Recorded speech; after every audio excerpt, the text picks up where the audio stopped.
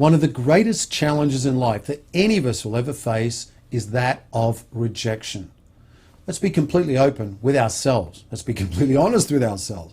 What is the one thing we can't handle? It's rejection. That means that we feel that someone else doesn't like us, doesn't want to be around us, or that someone looks down on us, or someone is ignoring us. So how do we deal with rejection? Here's the secret. Number one, remember, it's really not about you. 90% of the time when we experience what we conclude to be rejection is really about the other person. Now let me give you an example. So you ask a girl out on a date and she says no, and maybe she's adamant. You go, oh, I feel rejected. Well, you look at the situation and you say, are you sure that this is a good relationship? Are you sure that you're the right person? That doesn't mean that there's something wrong with you, but maybe the two of you aren't suited. Someone else might say no to a date because of the place they're in. Maybe they're in a poor mental or emotional state. Maybe they're going through something. One of the things that I teach is I understand that the way others respond to me is about them. In other words, I always stand back and try to understand the other person.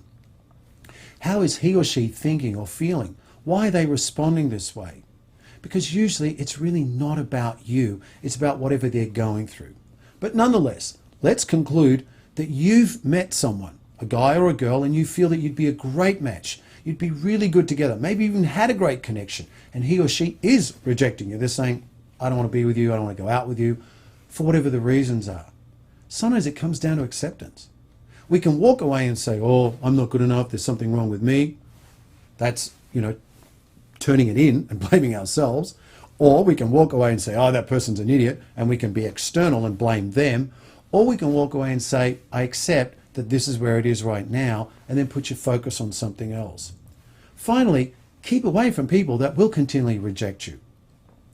And what I mean by that is it's not just about if someone's in another league as you, but maybe someone else has wants and has different values to you. Maybe they want different things in life to you. Maybe they have different morality, different values, different standards, different principles to you. So get clear, first, is this a real match? But don't ever allow rejection to destroy who you are, because it's really not always about you. If it is, though, about you, and you recognize that you've done something, maybe the way you presented yourself, maybe something you said, maybe the way you're acting or behaving, then choose to accept responsibility.